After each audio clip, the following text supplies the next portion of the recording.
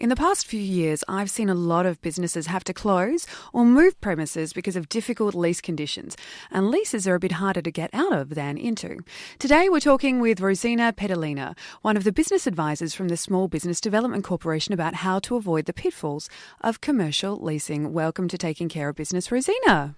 Thank you, Jane. So let's start with defining commercial premises. It's not just a retail shop, is it? No, commercial premises or commercial leasing in Western Australia basically fall into two categories. You've got general commercial leases, things like offices, factory units, warehouses, that kind of thing. There's no specific legislation for general commercial leases. And then there are retail shop leases, things, like our shops, clothing stores, homeware stores, that kind of thing. And there is specific legislation for those kinds of leases. So does the actual real estate have to be zoned commercial for you to have a commercial lease? No, zoning is different from the definition for commercial leases or retail shop leases. Zoning is a council thing. Let's start with your advice for people who are really excited about starting a new business and can't wait to get into an office or a factory or a shop. Where do they start? This is a frequent issue. People are really, really excited about getting into commercial premises. They want to start a shop. And so what they do is they go and look at a shop and they think, great, it's just like renting a house. Where do I sign? But it's a bit more involved than that. You really need to assess the premises. I say you really need to kick the tyres of the premises, basically, just like you're buying a used car. So what things should you be looking at? I know in a house we check the water pressure. Look at me, I have no idea. Usually check the water pressure is a good one, maybe see if the tiles are lifting. What are you going to look for in a commercial property? Well, you look at the basic things, the size, the shape, the location, the neighbours, what's the area like? Because your customers are going to come from that location. Is it the demographic that you wish to appeal to?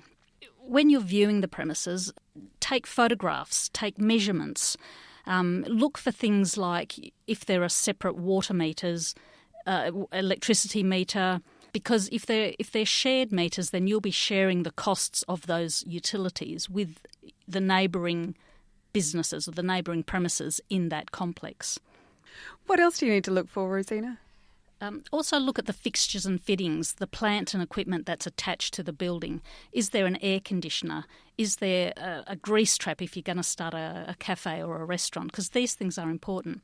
When you're leasing commercial premises, you're leasing an empty box, a grey concrete box, and the landlord doesn't have any responsibility to turn it into the business that you want. That's your responsibility and at your cost to do the fit out.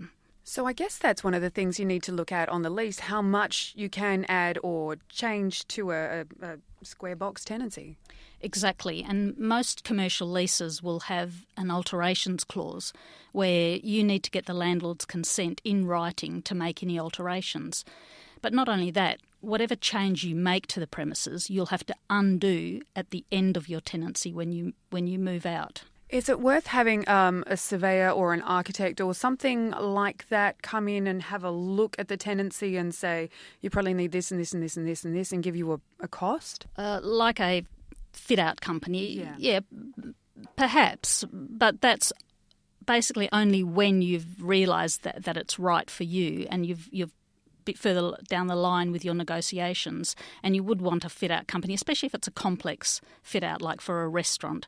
You'd need a proper fit-out company to do that work. So what are the pitfalls that you generally see with people and their leases? Because they all come to you. You're a business advisor at Small Business Development Corporation. Well, how long have we got? Let's start with people starting their businesses. The first thing is that they sign documents without reading and understanding the documents. You need to read and understand the documents, and please get advice on the documents before you sign them. For example, often the managing agents will give you an offer to lease, and you'll sign it thinking that you can get out of it. And no, there isn't a cooling off period for commercial leases. I often get asked that. So once you've signed on the dotted line, then it's very hard to change the terms and conditions of that offer. So make sure that the offer to lease has got special conditions in there that allow you to withdraw that offer if certain things don't happen. Now, also commercial leases, unlike residential, they do tend to increase by a certain percentage every year, don't they? Rent reviews, yes. Well, most commercial leases go for several years, all right? So they might be a 3 plus 3 plus 5 year lease, meaning that the lease has 3 blocks of those chunks of time.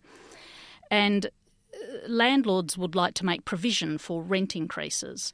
And with retail leases anyway, the lease must say when and how the rent will be reviewed. So when is usually on the anniversary of the commencement date, and how is usually by consumer price index, a fixed percentage or a market rent review. You've brought up another really good point, was actually the time.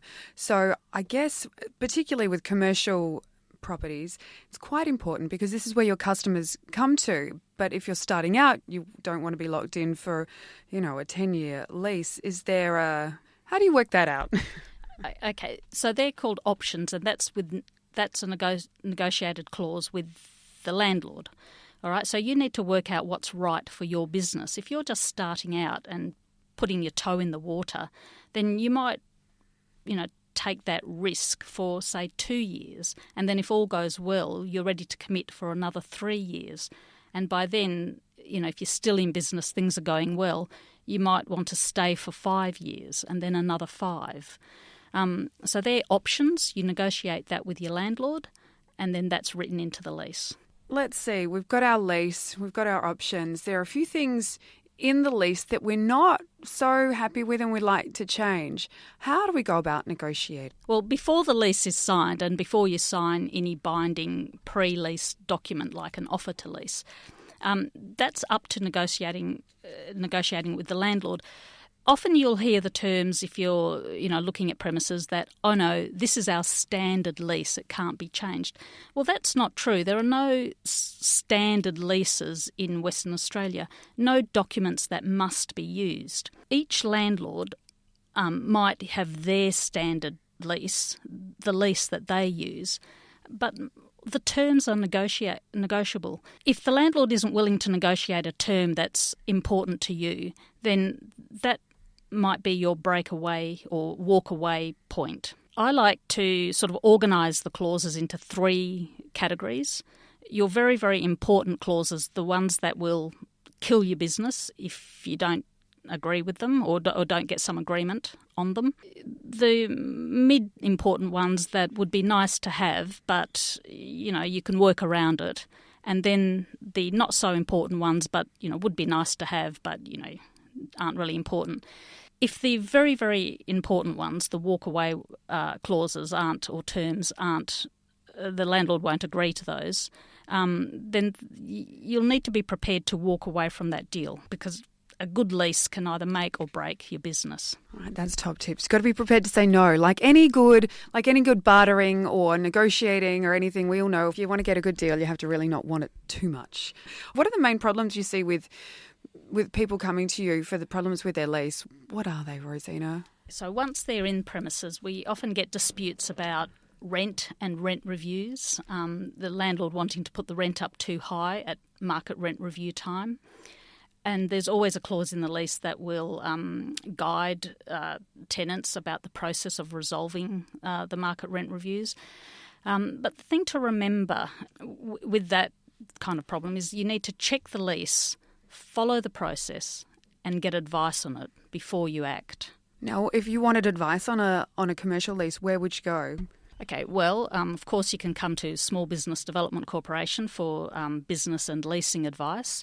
You might need some financial advice to work out whether or not these premises are good for you in terms of being able to afford the premises. And of course, legal advice with regard to the lease and the terms, whether or not good for you on that basis, and if you've got any concerns about the clauses and how they're written. Okay, so for the average Joe, we should be able to do this. Is there anything else that we really need to know about commercial leasing? Oh, she's sighing now. So many things. Yeah. Well, most people concentrate on the cost, on the rent, all right? And if people have never leased commercial premises before, you're not aware of the other costs.